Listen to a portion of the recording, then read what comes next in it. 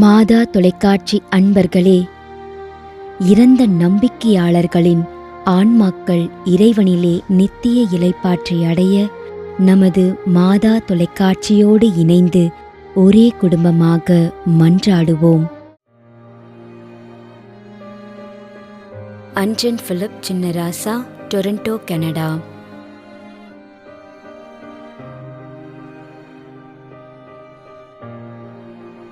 திருமதி மரிய அரசி,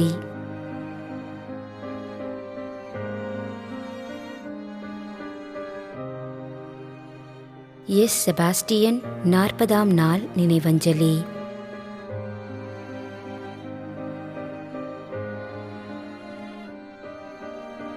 எம் சவரிமுத்து 1ஆம் ஆண்டு நினைவஞ்சலி.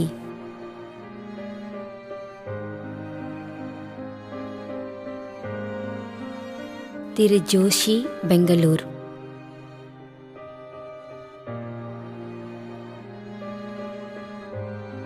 ஜான் பிஸ்கி, சாந்தி நகர், பெங்களூர், 2ஆம் ஆண்டு நினைவஞ்சலி.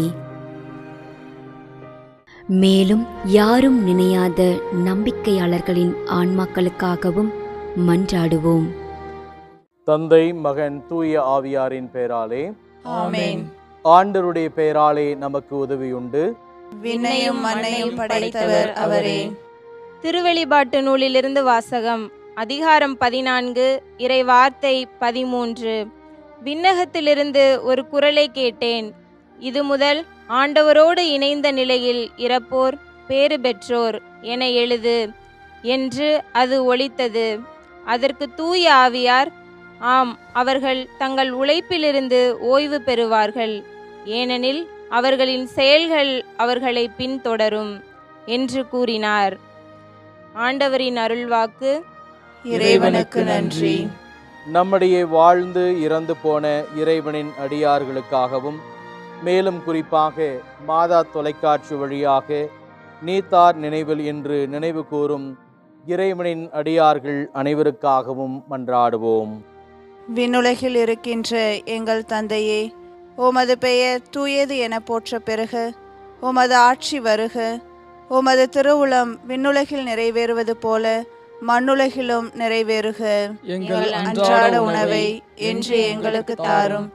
எங்களுக்கு எதிராக குற்றம் செய்வோரை நாங்கள் மன்னிப்பது போல எங்கள் குற்றங்களை மன்னியும்.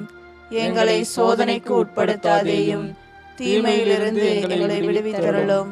ஆமென். மன்றாடுவோமாக.